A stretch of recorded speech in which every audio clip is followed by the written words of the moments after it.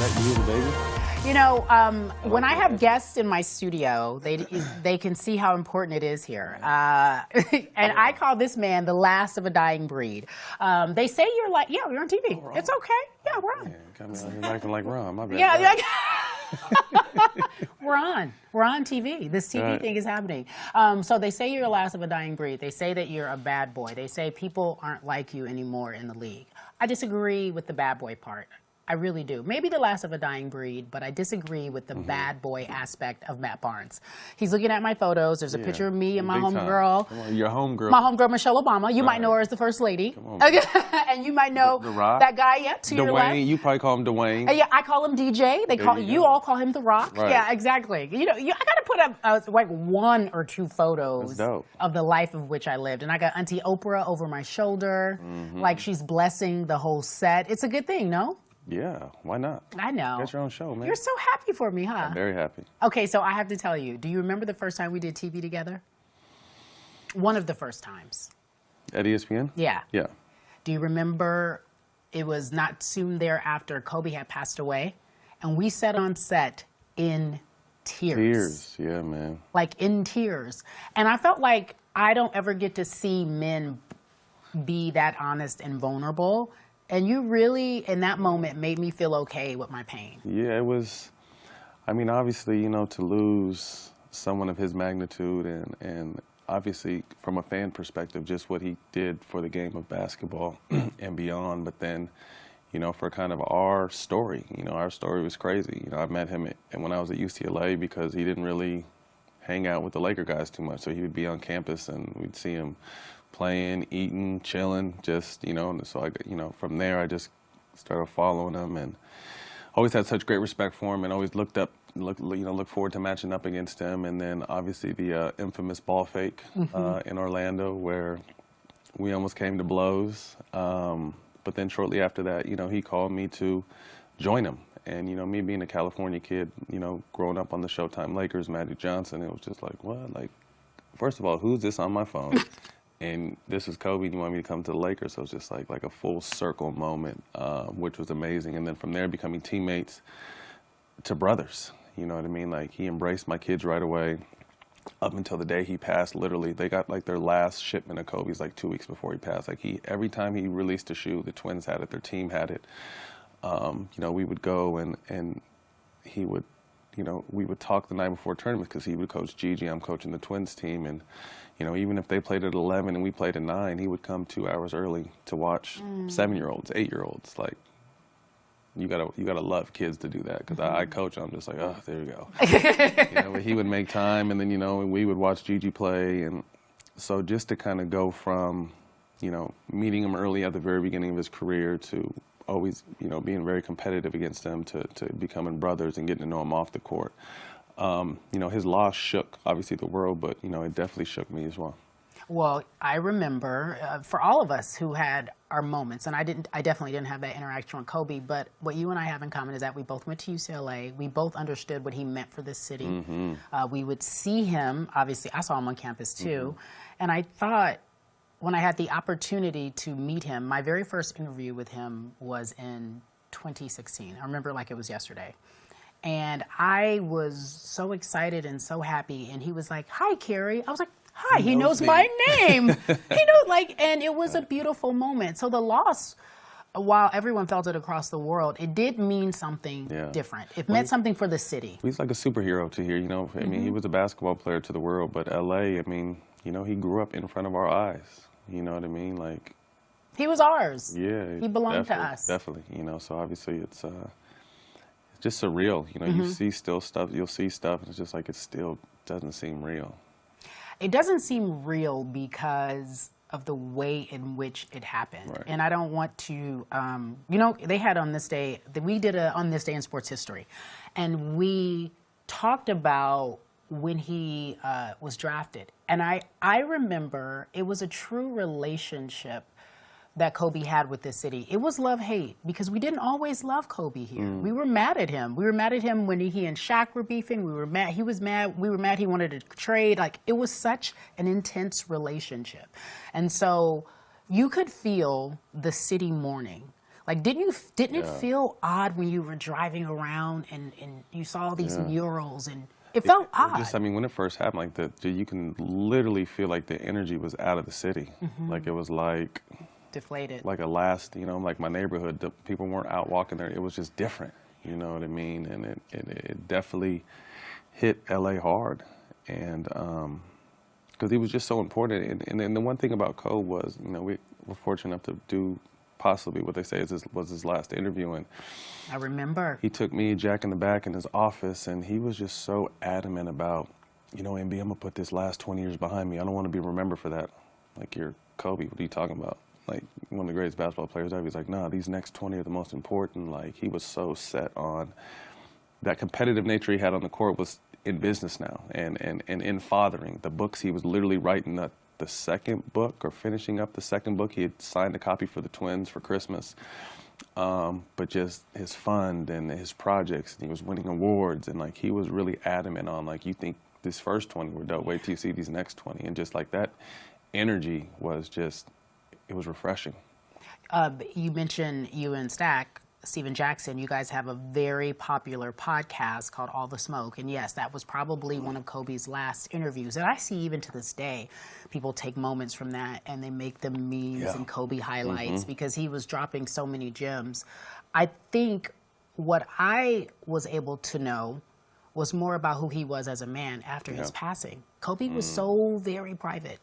And I think what we loved about him was his competitive ability. Like, I respect it. Right.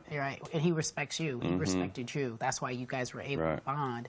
But then you hear all these great stories of how he was mentoring people.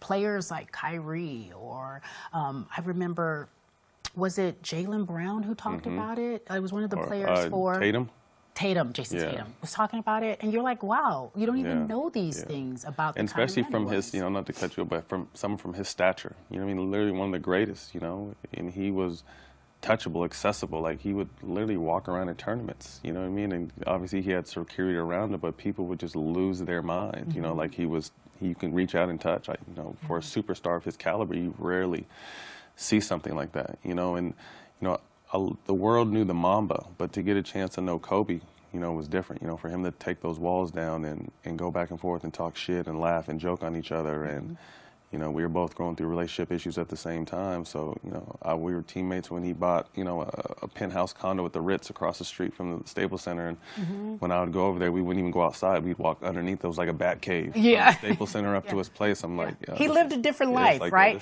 He lived a superstar life. And what he and Gigi did, her wanting to play basketball, and how he was really dedicated to the WNBA and women's collegiate sports. Like, Kobe started something so special. And I think the lesson is this. We have to let people evolve. Like, I look at you and I'm like, I like to watch you evolve. Minus the fact that you just said a curse word. We're not allowed to curse on this network. Sorry. That's okay. We'll move past that. But I like how you... I should ask. Luckily, that was just my first. You're like, I had to stop it before I got more. I like watching you evolve. I think what is most beautiful about a guy who... And this is, listen, I'm learning this in real time. We can't judge people based on headlines. We can't judge people based on mistakes they've made in the past. And you have a long list. I joke with you about these things. I joke with you. We can joke. We're friends. But I'm watching you evolve into this businessman, a beautiful father. You've always been that. Thank you. You're a coach, and the kids get on your nerves. I understand. But you're still... Well, but I would like to, if you don't mind, as we get towards the end of the show, I want to see if you could just stick around just for a few more minutes to the top of the second hour. I know you have a heart out. I'll get you out in time. But I want to talk about the evolution of one Matt Barnes, and I'm gonna give you all these props. So don't go out and do nothing crazy. No, okay? Can you make me look like I know what I'm talking about? Woosah, woosah, woosah. All right, we'll be right back. Cari Champion Show continues with Matt Barnes on the other side of the...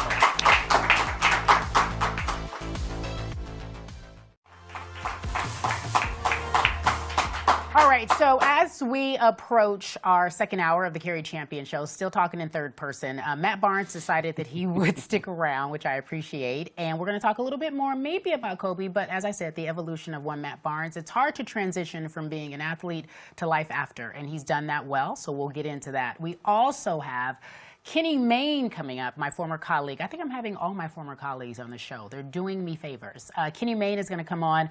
We did the Olympics together. So that was 4 hours of live television, 3 weeks straight. There was a point in which Kenny refused to wear shoes, and I had to see his toes for 2 weeks. No one wanted to see that. Matt's still sitting here. Yeah, I didn't want to see it. And then we also have the NFLPA Community MVP. We like to highlight folks who are doing great things, so we'll have him here joining us. You do not want to miss it. The Cari Champion show will be back on the other side of the break. We appreciate you.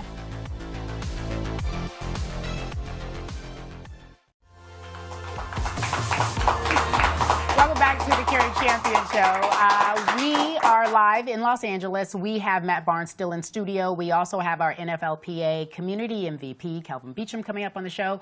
And we might have my former colleague, Kenny Mayne, talking about what it was like to do the Olympics with yours truly. But let's get straight to Matt, because Matt, you have an extremely popular podcast, All the Smoke. You do that with Steven Jackson. And, oh God, I remember you calling me being like, hey, do you want to come on? This is, I mean, Matt, it's crazy. And I was like, you have a hit show. And voila, you got a hit show. What has it been like making that transition from somebody who was just basically like, oh, let me get in on ESPN and be an analyst, to having a show that people ask to come on? Yeah, it's been a blessing.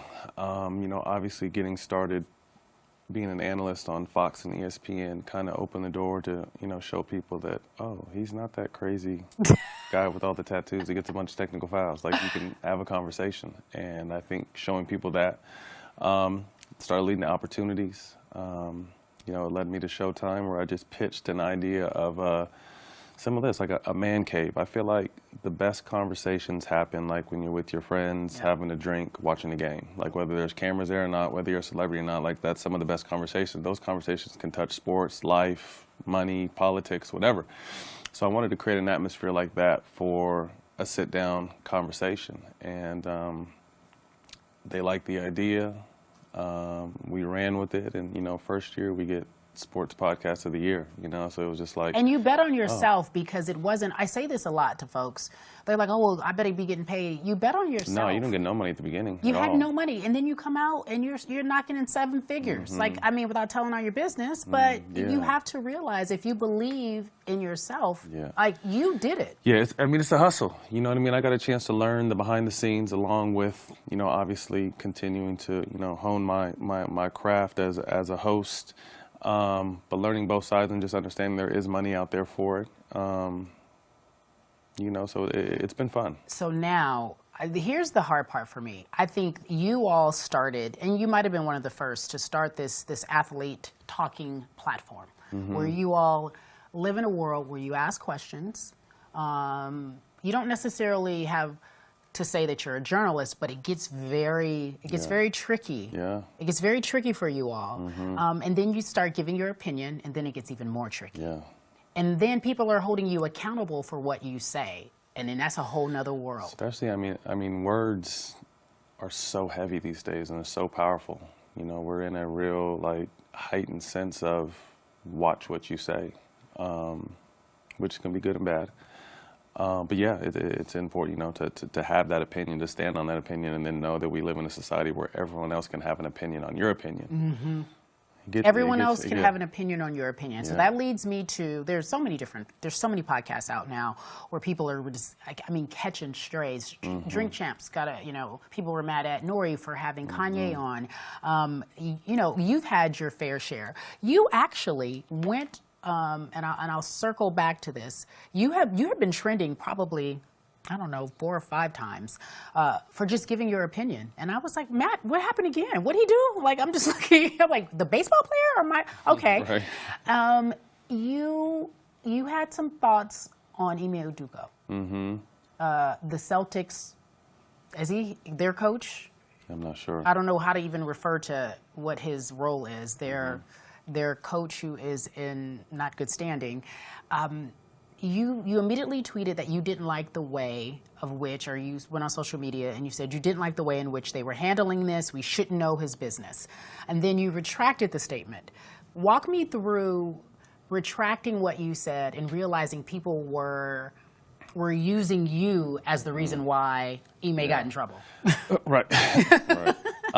You know, first, the reason why I spoke, Cari, was because if people remember, which is crazy because it just kind of got blown over because the Ime situation came, was Robert Sarver, the Phoenix Suns owner, was suspended for a year for racial comments and sexual harassment type, all kinds of allegations. And I thought a year, I'm like, man, that's not enough for something like that. Like, something like that should, you know, lead to more. And lo and behold, it ended up leading to more. But then you hear the Ime situation come out, and with the information we had at the time, to me, the crime didn't fit the pun. I'm like, he had an affair, which doesn't just happen in the NBA. It kind of happens across all walks of life, you know what I mean? But to get suspended the same amount of time as Robert Sarver, like, how is that fair? So in your mind, you're like, this guy who's a misogynist, on record, people have him saying racist things. He's the owner of a team, and he's suspended for a year. And a guy who has a consensual relationship with a woman within the That's the information franchise. we had at the time. Yeah, I was like, the crime doesn't fit the punishment. Okay, that was your take. That was my initial take. And then, you know, shortly after I made that post, I got a phone call from someone and just, you know, told me that it was deeper than that. I'm just like, oh, well, that's deep.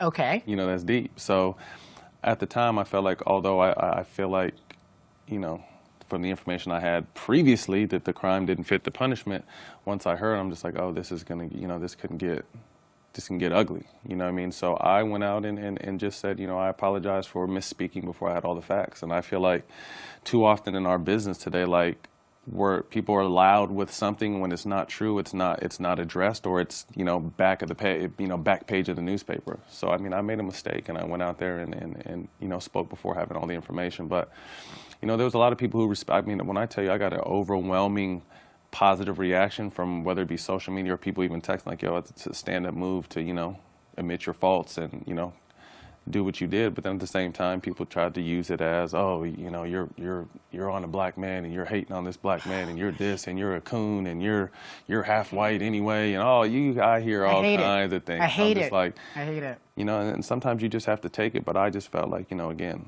I misspoke without having all the facts, so I had to walk it back and apologize for it. That leads me to, and we don't have to get into particulars because this is one of these conversations that you're not gonna make anybody happy. But that leads me to where we are with Kyrie Irving. And I quickly realized that everyone is making it about what is happening with him and the Nets owner. And there is no justification for anything that has transpired thus far. However, we find ourselves in a situation where we can't talk about this without offending one group of people or another group of people. There's just no nuance here. It literally is black or white. Yeah. Literally.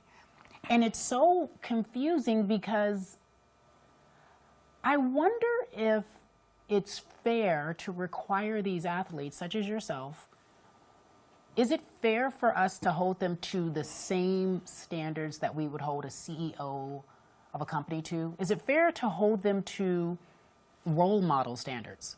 They are role models, though, right? Reluctantly, they are. So is that fair, in your opinion, as a former athlete? It's tough, you know, whether I think we should be held to a standard or not. We are held to a standard. And, you know, again, like I said earlier, like, words mean more now than they ever have. You know, they're more powerful, they're more painful, they're more enjoyable than they've ever been. And, you know, with the climate that, you know, Kanye kind of went on and was doing what he was doing, and then, you know, after that, the Kyrie situation comes up with Alex Jones, and it kind of just, everything starts kind of falling down at once. And, you know, whatever side you're on, whether you feel like he's wrong or feels like he's free to speak his mind, you know, that's your opinion. But, you know, what kind of struck me was the laundry list to redemption. We've seen other athletes. The football player, white guy, that used to play for the Eagles, that was caught on camera calling someone the N-word. I forgot his name. He played with Deshaun Jackson, yeah, right? I know who you're talking about. Where he blatantly was saying the N-word. Yeah. You know? I remember. Did he get, you know? He didn't have the laundry list. Laundry list, you know. So it's just, again, it's a tough situation. Again, I think, you know, the Nets organization wants to, you know, be on the side of, you know, positivity, and you know they're the first of their kind to own an NBA team. Yeah. You know what I mean? With all due respect. So I think it's, you know, everyone wants peace and love, and when that's the goal, you know, sometimes people jump out and say things and do things to try to put the fire out, but it only adds more fuel to the fire. Yeah. So, you know, I want to, as a fan of basketball and a fan of Kyrie Irving, the top 5 talent he in has. The league. I just want to see that. Yeah. You know what I mean? I feel you like want to get back to the business of basketball. I feel like that Brooklyn Nets situation has unfortunately kind of been a train wreck ever since it's come together, but it had so much hope. Who would have predicted that? Who would have said, guess what? We're going to get Kevin Durant and Kyrie Irving. And James Harden. But you know what? Then after we get James Harden, we're going to go ahead and get Ben. No one would have been able to predict this. Riley Cooper was the name you were thinking Riley of Cooper, right. when you were talking about the former Eagles player. I agree with you. I think most people on sensibility thought, okay, Kyrie, you know, in the beginning, okay. And then he apologized again. And then I see this laundry list. And Shannon Sharp posted something the other day. I saw you on his podcast. He was like, now I think they're taking away this man's dignity. Yeah. And it's coming from the black community, because the black community feels away. Black men especially feel away. And I can understand why. No, black women too, because you guys are so protective of us. So and I get it. Like it's like you said, there's a line in the sand right now. You know, where, you know, some people can say, you know, obviously, you know, some of the things he said weren't right. But at the same time, other people have made mistakes out loud, which this was. Yeah. And I'm taking strays, as is everyone in the media, for saying, okay, some things you did say were wrong, but you did apologize, not once, but twice, even 3 times. Now it's like, let's just get back to the business of let this man play. It. Yeah, that's my whole thing. And so if you say that, that makes people on one side very angry. You're not taking what he said. It's like, I'm someone who had my high school burned down by the KKK, had a green light in my head, and had to change neighborhoods in high school because the KKK were trying to kill me. So I know what race, I know what hate, I know what people wanting to kill you over the color of your skin feels like. You know what I mean? So I don't take anything where if people feel like, if they feel like they're being, you know, racially profiled or disrespected in that way, like obviously that's a serious feeling. You know, you want to take everyone's, you know, feelings into consideration. But again, I just haven't, I don't recall anybody in the past, no matter what color they are, making a mistake and then having to do this kind of stuff publicly to, I guess, get the privilege of playing basketball again. You know, I'm sick. I'm sick to my stomach because we can't discuss this in a real free way like we would at the house, for fear of being, you know, or for whatever, for looking like you're not empathizing with either side. You know what I'm saying? Right. Like, that's where we are today, and I don't know what that is. And my hope is that as a journalist that we can get back to nuance and telling stories. I don't think we can. I think, you like don't I said, think so? Unfortunately, I think, you know what I mean, like you said, everything now is a red flag.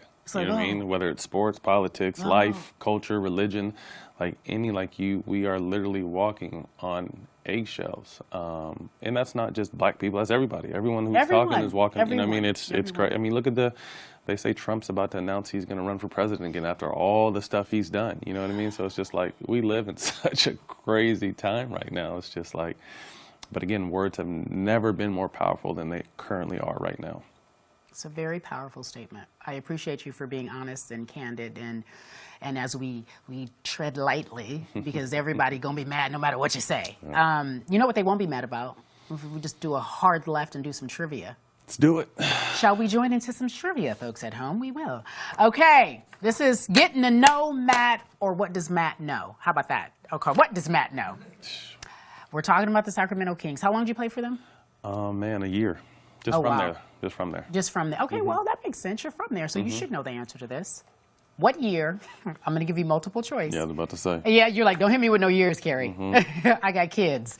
And I got kid brain. What year did the Kings relocate to Sacramento? 1975, 1980, or 1985? Ooh. I didn't get to Sacramento until 88, but I'm guessing 85. Yes, correct answer. Ding, ding, ding, ding, ding, ding, ding. You win a car. A play Hot Wheel. Okay. Question number 2. What does Matt know? Which player has the most rebounds in Clippers team history? And this one, I'm not going to shade y'all Clipper fans, but here we go. Is it Blake Griffin, DeAndre Jordan, or Bob McAdoo? My grandmother would love that one. I would either say DeAndre or McAdoo. Let me go with my brother DeAndre, even if I'm wrong. You are correct!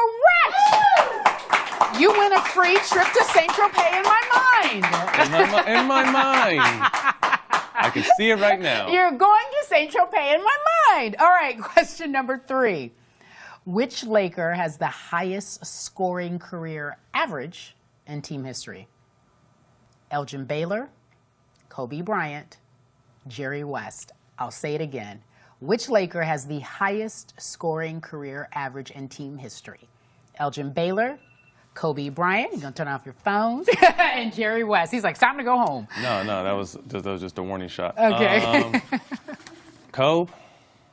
You going with Kobe? I'm going with Kobe. The answer is Elgin Baylor. Really? What? How many 27.4. Kobe was 25.0. 25 points.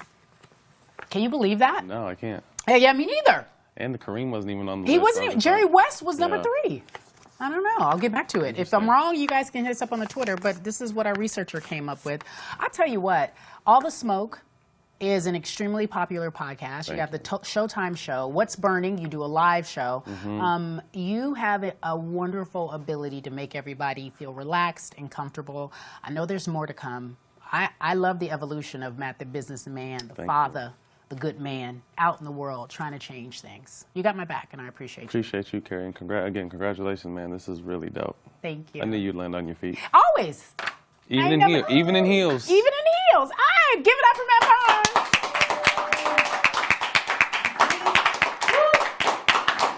I'm sorry. Someone said something to me and I couldn't hear because we're doing it. Coming up next, folks, we're shouting out Kelvin Beachum. He is our NFLPA MVP Community of the Week. We're going to do some good. We're going to talk about who's doing some good in the world. That's Kelvin. Stick around. The Cari Champion Show. Back in a moment.